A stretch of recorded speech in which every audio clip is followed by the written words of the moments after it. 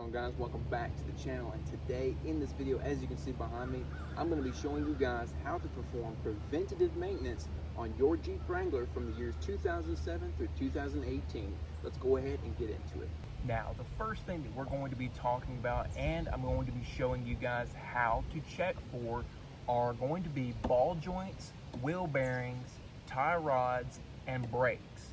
Now, the first thing that we absolutely have to do is jack up your Jeep and take off this wheel. So let's go ahead and do that now. All right, guys, so once you've got your Jeep jacked up in the air, you only need one side jacked up. You don't have to jack up both sides of your Jeep. Now, the first thing that we're going to be checking is for ball joints. Now, there are two different ways you can check for ball joints. Actually, three different ways you can check for ball joints. One, you can take your hand and go on the top of your tire here, or really the top side of your tire, and push inwards and see if you feel any motion in the ball joints. Now, you have four ball joints in total on your Jeep Wrangler. You have two on the passenger side and two on the driver's side.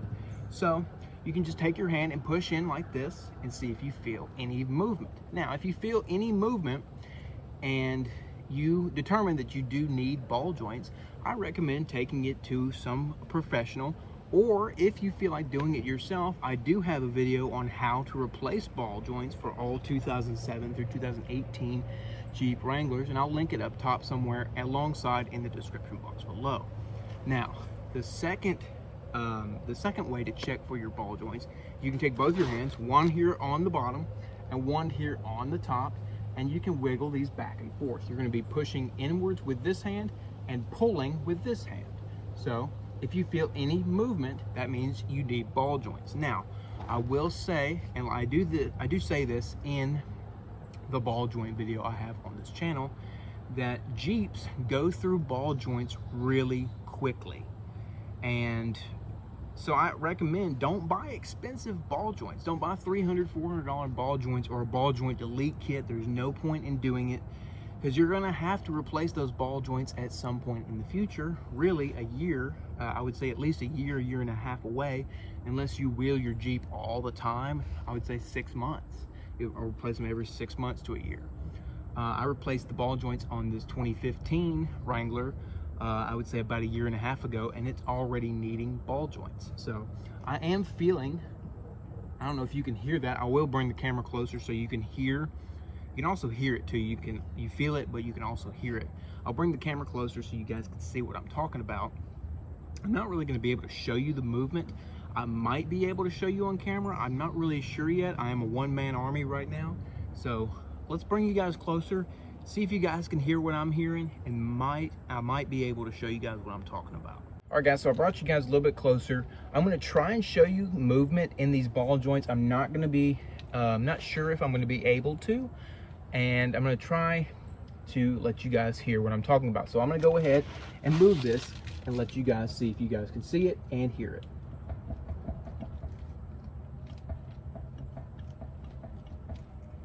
All right, guys, so as you guys can see, this Jeep does indeed need ball joints. Now, like I said previously, I did replace them about a year ago, but we do use this Jeep for its intended purposes, taking it off-road and just driving it daily. So you are going to have to replace your ball joints on a more regular basis than you think. So that's why I say buy cheap ball joints, so you don't have to spend an arm and a leg for expensive ball joints. Now, I will link down in the description box below the ball joints that I do recommend and I do use myself. I do have them on this Jeep currently, and I do have them on my other Jeep, my 2010 Wrangler as well. I'll link them in the description box below. Let's go ahead and continue on and check for a bad wheel bearing. All right, guys, so I brought you guys here on the other side so we can check for a bad wheel bearing and how to check for that. There's a few ways to check for a bad wheel bearing. You can put your hands on the sides here and wiggle back and forth, I would say in an X fashion. So you can do it like this, or you can do it like this, and see if there's any movement in there at all. And you might, if there is, you might have a bad wheel bearing. So I'm gonna go ahead and wiggle mine here. I'm not really feeling any movement, so I don't really have a bad wheel bearing. You check this on both sides alongside on the ball joints. Now, another way to check for a bad wheel bearing is driving your Jeep. Now, if you have loud tires on your Jeep, it's not really going to, this way is not really going to be efficient for you. You can hear when you have a bad wheel bearing. It will sound like almost like a scraping sound or a grinding sound coming from either the front or the rear of your Jeep. Like I said though, if you have loud tires, it's not really going to stick out and be as prominent as a normal bad wheel bearing would be. So you can do this on the front and on the back of your Jeep to make sure and to see if you have a bad wheel bearing. Now let's go ahead and check for bad tie rods. All right guys, so I brought you here to the front of the Jeep to show you where your tie rods are. Now this bar right here, mainly where you would have your steering stabilizer attached, is your entire tie rod assembly. Now you do have tie rod ends, which are on both ends of the tie rod full assembly. Now I'm going to show you guys how to check for bad tie rods. All right, so having your vehicle jacked up in the air, you're going to want to check both sides for these for tie rods. You're going to check the front passenger side and the front driver side. Now to check for bad tie rods, you have a hand on your left and the right, I would say at 3 and 9 o'clock, and you're going to wiggle it back and forth, left and right. And if you have any play, any sort of play in there, that means you have bad tie rods. Now, if you are not entirely sure that you have bad tie rod ends, I would take this to a professional shop and have them check it over for you as well. Just a free checkup should be free at most shops. So, like I said, let's do this one more time. 3 and 9 o'clock, and you're going to wiggle it back and forth, left and right, to see if you have any play at all. And if you don't have bad tie rod ends. So let's go ahead and I'll show you guys how to check for bad brakes. All right guys, so I'm going to show you guys how to check to see if you need new brake rotors and brake pads. So the first thing that we need to do is take off this wheel. And to do that, we're going to be using the spline key that came with these lug nuts when we put these lug nuts on the Jeep. Now, if you have a wheel lock or a lug nut that has a wheel lock, it will come with a key to take those off.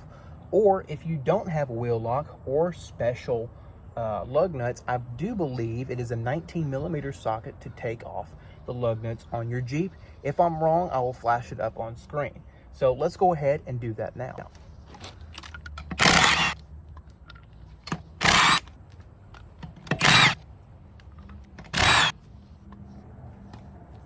And once you guys have the lug nuts off of the wheel, we can go ahead and pull the wheel off and set it to the side. All right guys, so we got the wheel off and we're going to be looking here at our rotor and our pads. So the main tell here on if you need brake pads and or rotors is if you have a grinding sensation when you hit the brake pedal on your Jeep. If you have a grinding sensation or your vehicle doesn't come to a complete stop or is not stopping on a regular basis, it might be time to do your brakes. Now, this brake rotor here is in perfect condition. Yes, it has its minimal rust, but that's going to happen. But if you don't, you can take your finger and just rub it like this on the rotor and see if you feel any imperfections in the rotor. Mine is smooth as a baby's bottom, so we do not need to replace these. On your pads, right here, I'll show you, is your pad. This outer part here is not the pad. This is a part of it, but the pad is right here where my finger is. I'll put a little arrow there to see which part is the pad, and that is the part that we're going to be paying attention to. So I don't have the exact tool to show you guys when you guys need to change your pads, but I will put it in the description box below if you guys want to get the little itty bitty tool for yourself, and or a little diagram to show you and tell you when you guys need to change your brake pads. So mine, the tool is, it's a little key set, and you stick it on your brake pad and it tells you what size, what millimeter size it is, your brake pad is, to see if it needs to be changed. Now, if you're a mechanic and you know exactly what I'm talking about, or if you're a DIYer and you know exactly what I'm talking about, anything below a 6 is pretty much needs to be changed out. Anything above a 6 is good and should be good, but checked on regularly. So all in all, when you do change your brakes, I do not recommend changing only your rotors or only your pads. That will just cause your brake components to wear out faster. If and when you do need brakes, there's a cat. If and when you do need brakes, I highly recommend go ahead and changing out your rotors and your pads together. All right, so let's go ahead and put the wheel back on, and I'll show you guys how to properly torque down your lug nuts to spec.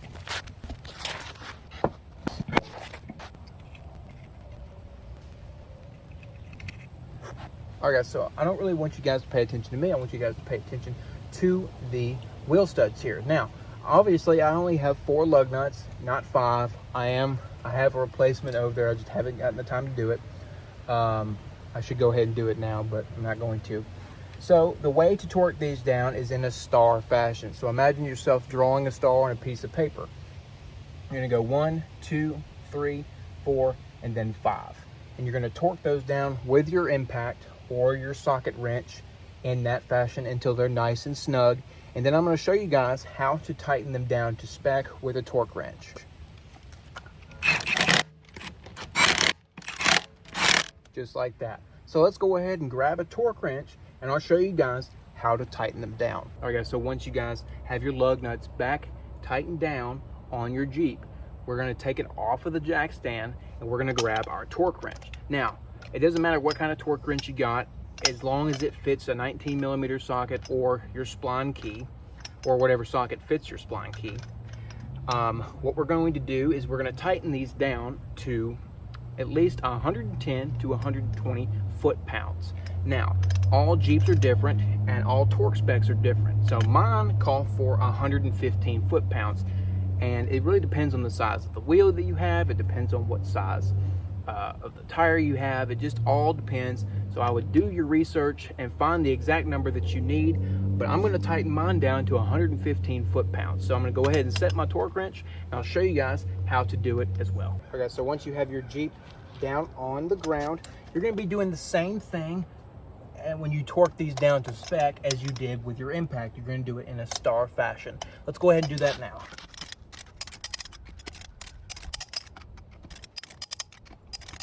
And once you guys have this torqued down and you hear the few clicks, I would have somebody else do it just to verify what you guys have done.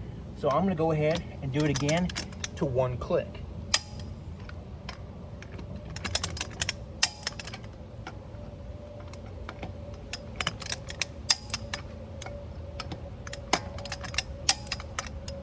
And now we can move on to our next thing. All right, guys, so the next thing that we're going to be talking about is shocks, front and rear shocks. You should check on your shocks every single time you do an oil change. You lift your vehicle up and do maintenance, or you're upgrading something, just check on these parts when you do an upgrade or whatever. So we're gonna go underneath here and look at these shocks, and I'll show you guys what signs you may be having on whether you have a bad shock or not. All right, guys, so you're not going to be able to see me at all, but I'm going to show you guys what a bad shock would look like. So mainly here at the bottom of the shock, obviously, yes, the boot has come off, but I want to show you guys what this would look like. There's 2 ways to know, or really 3 ways to know if you have bad shocks or not. One, you're in the vehicle, you're driving it every day, and you notice that you have a really bumpy ride, and it doesn't feel like your suspension is doing anything at all. That could be a telltale sign on whether you have bad shocks or not. The second way to tell if you need new shocks is if you have any fluid on the outside of these shocks and they are wet in any way. Now, if they are, and let's say your shocks are rebuildable and you have a fluid buildup on the outside and they are fresh fluid, you can go ahead and get your shocks rebuilt. Now, a lot of shocks are not rebuildable, and it's just best to replace them. So if you have any fluid on the outside and these shocks and your shocks are leaking, it is time for you to change out your shocks. Also, if you have a lot of rust on your shocks, like this one, this has just a little bit of surface rust, which is going to happen with Jeeps going through water and mud and stuff like that. But if you have a lot of rust and it's starting to peel away the paint, or if it's like starting to affect the actual tube itself, the shock itself, it might be a good time to change out your shocks as well. So let's go ahead and go back up top and talk about our next thing. All right, guys, so the next thing that we're going to be talking about on our preventative maintenance list is going to be tires themselves. Now, how do you know when you have bad tires and when do I change out my tires? Well, there's a few things that you can do, and one of them is buy a tread depth gauge. You can buy these at some hardware stores and mainly all auto parts stores. And what you guys do is you come here in between your tread, and you want to, it doesn't matter where you start. You can start on the outside or the inside, and you're going to work your way inwards. I recommend doing it either 3 to 4 times, and I'm going to show you guys exactly what I mean. So you take your tread depth gauge, start right here or start right here, it doesn't really matter, and you're going to push down until you get a number. Now, I'm not really going to be able to show you. I'm not really sure if I'm going to be able to pick this up or not. But on where the metal meets the white, there will be a number. Whatever the highest or lowest number is, you're going to jot that down. Now, on mine, it says where the metal meets, I have an 11 and I have a 14. Now, I'm going to take that lowest number and I'm going to write it down. So then we're going to move on. So right here, we had an 11.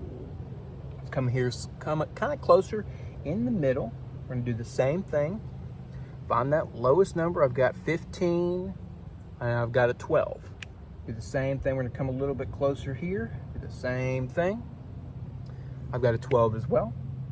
And then we're going to come back out here to the outside, and the lowest number I have is an 11. So my tread depth on just this tire here, I would say, is an 11 to 12. Now, I have a lot of tread left on this tire, so this tire is good. Here in just a moment, I'll show you guys what a bad tire looks like using the tread depth gauge and when you need to replace it. All right, guys, so here are the tires that I pulled off of that Jeep, and we're going to show you guys what a bad tire looks like. Now, obviously, if your tires are bald, that means they obviously do need to be replaced. You're not getting enough traction on the road or whenever you're driving. That means you do need definite new tires. Now, with your tread depth gauge, and I'm going to put it right here, I'm going to show you guys what a bad tire would look like. Now, the lowest number that I got on here looks to be a 3. We're going to do the same thing kind of in the center here as well. Lowest number I got is a 2. Come back out here to the kind of the outer edge here, and then I got a 4. So obviously anything below, I would say maybe a 7, maybe a 6 or a 5, I would say you need new tires. Now, when I used to work at a tire shop, if you had anything, I would say as a 6 or below, I would automatically and just recommend you new tires. I'm not saying you need to buy those tires that day, but I would just go ahead and recommend them to you. So let's go back over there and I'll show you other ways you can tell. Another way that you can tell if you need new tires is by looking at the tire itself and looking for the DOT number. So you have DOT here. Mainly, all tire shops are going to put the DOT on the outside, but a good amount of them would put the DOT on the inside. It just depends on the tire and really depends on the shop as well. So the numbers that you're going to be looking for are really the 4 last numbers on the tire. So the last 2 numbers are the date that these tires were made. I do believe that's correct. Now, this is 2022, so these tires are good. Let me show you an example of what numbers you're looking for and when you need to change out your tires. All right, guys, so we're over here at the 1966 Chevrolet C10, and if you guys recognize this vehicle, it has been on our channel, my channel before, and I'll link it up on your screen somewhere and in the description box below if you guys want to go check out those videos.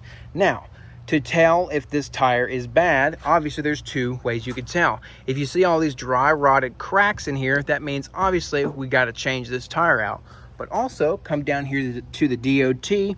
These last two numbers here, this is upside down, so it does say 09. So these tires are over the age of 10 to 15 years. So that means we definitely need to get new tires for this truck. All right, guys, so those are two different ways that you can tell when you need new tires. All right, either you can check your tread depth or you can check your DOTs on the side.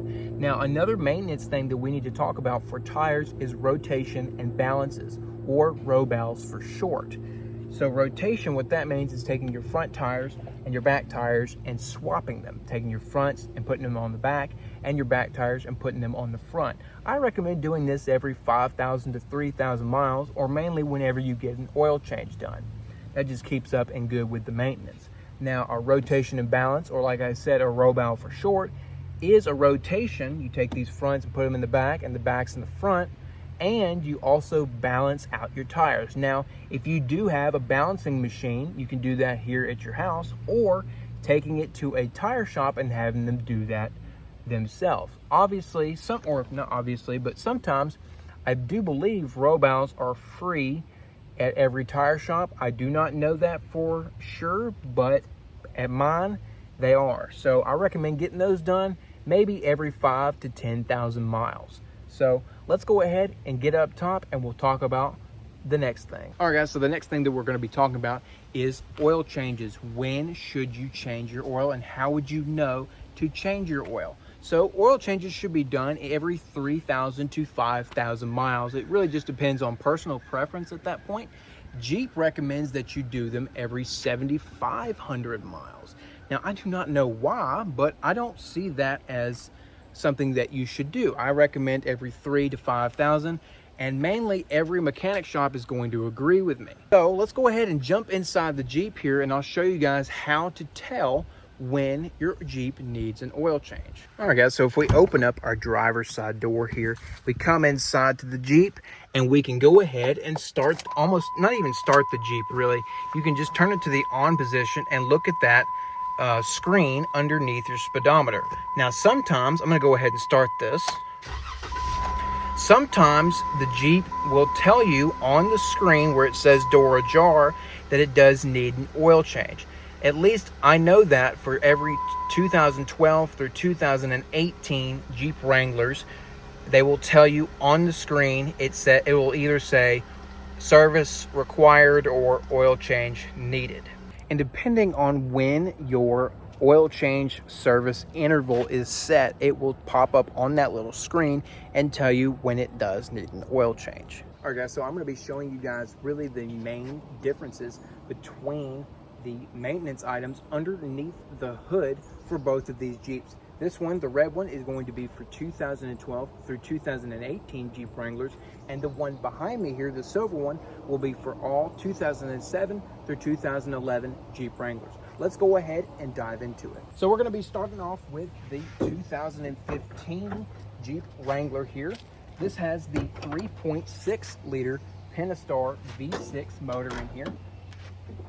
Go ahead and prop this hood up right here, and we're going to be starting with the air intake. So the air intake is right here in the front of the Jeep. I'm not going to be showing you guys how to open this up and check this for yourself, but I would recommend checking this air filter every 3,000 to 5,000 miles, or every single time you do a oil change. Another big maintenance thing for underneath your Jeep is your battery.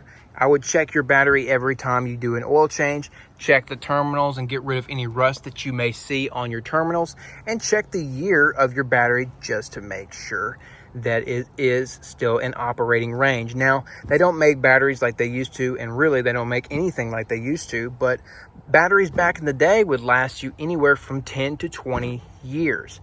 Now, the battery in this one has been replaced recently and probably will only last you 5 to 6 years, maybe even less. Another huge maintenance deal to check up on your Jeep regularly, or every oil change, I would say, is your fluid levels. Now, I'm not saying when your vehicle is running or just got done running to crack open this and check it. I would not recommend doing that at all, as it says and should say on the top of your radiator cap, keep tight and do not open while hot, and if you do, you will be relieving a lot of pressure from the system and burning yourself in the process with all of that hot coolant. Now, you can check your brake fluid where your master cylinder is, your washer fluid, obviously, which is not really a big important thing, your engine coolant. Only thing really is going to be in here is engine coolant that overflows from the radiator, so you do not have to keep this topped off, and your power steering fluid. Now, changing out these fluids every once in a blue moon is a good thing to do.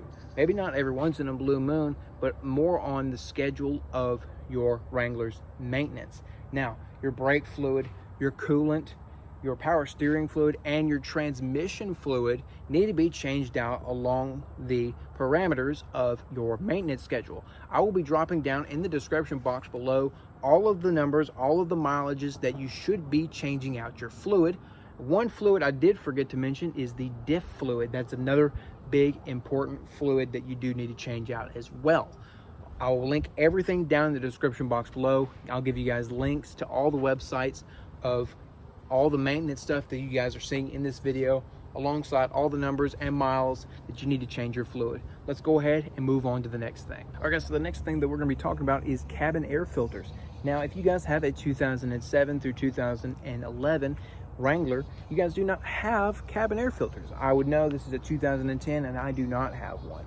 Now, the only way for you to have one from those year ranges is if you modify the box where the cabin air filter would normally go and put one on there yourself, which you are able to do, but I just don't have, I just haven't done mine yet. So I will be opening up the 2012 through 18 one on this 15 Wrangler and showing you guys exactly where it is and when you guys need to change it. Now guys, if we open up our passenger side here and come to our glove box, I'll show you guys exactly how to get to the cabin air filter. So you guys, first thing we want to do is open up our glove box here, and on the sides here, this side here particularly and the other side, we can squeeze those inwards and actually pull the entire box out. Now, let me bring you guys into the Jeep and show you guys what I'm looking at in here, and I'll show you guys where you can find your cabin air filter. So guys, once you come in here and you take out your glove box, there should be a little tab right here, and you can go ahead and open that up and look inside and you'll see your cabin air filter. Now, I'm not sure about the one that comes exactly from Jeep. It'll either be one piece or two, but I'll take out one of these sides for you to show you what it looks like.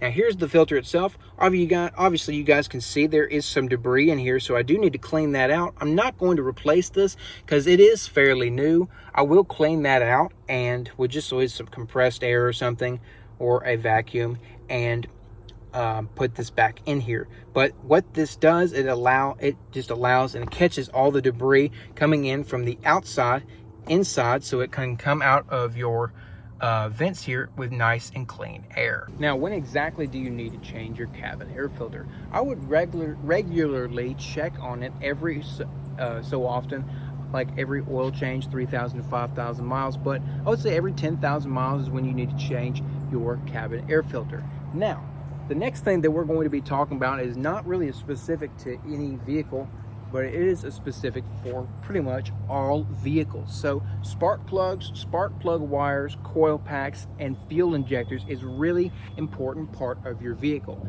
Now, like I said before in the previous clip, I will link everything down in the description box below on the maintenance schedule of everything.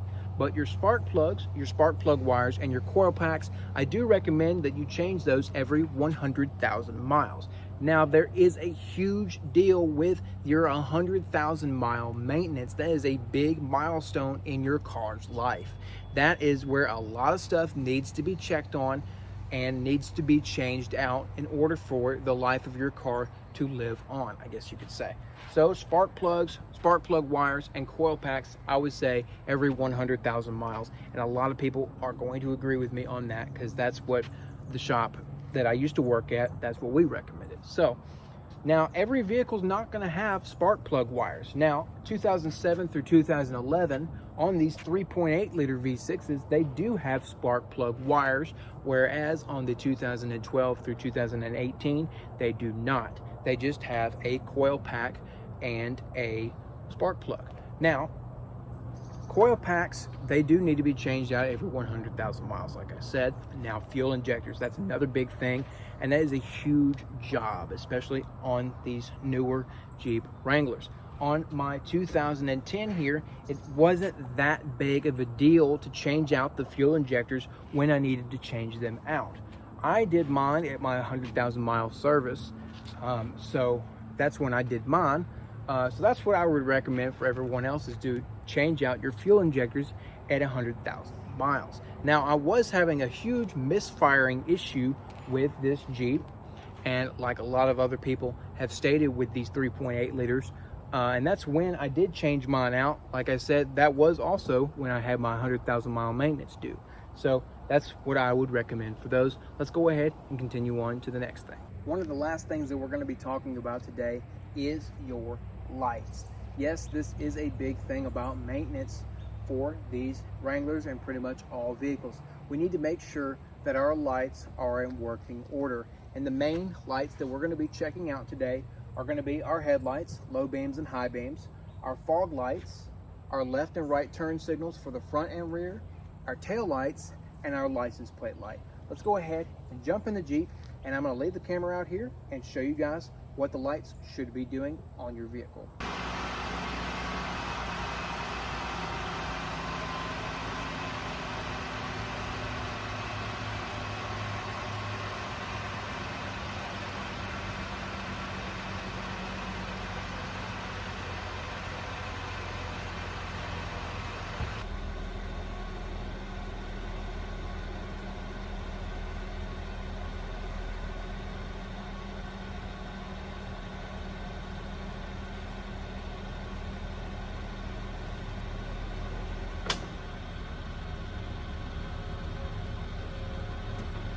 Now guys, I know that lights are not really that fun to talk about, but they are a big part of how your vehicle operates and driving on the road, even at night, or if you had flashed somebody down, or for hazard situations or an emergency situation. Anyway guys, so license plate lights, I didn't really talk about those as much, and I didn't even show one in that last clip, but license plate lights, depending on where you live, they are an important thing. Now, some places around in the States do not, or around the world really, don't allow you, or don't require you, I should say, not allow, but more of a requirement. They do not require a license plate light, but the state that I live in, Tennessee, and some counties, they do require a license plate light. I'm not sure if it's the entire state that needs them, or if it's just by county. But that's going to be it for today's video, guys. I hope you guys enjoyed today's video, and if you did, and if I helped you out in any way, shape, or form, give me a like. Comment down below if I missed anything, or if I got anything incorrect. Please correct me down in the comments down below, and we can talk about it there. And subscribe for more videos like this. We took a little break, but now we're back. We'll see you guys in the next video.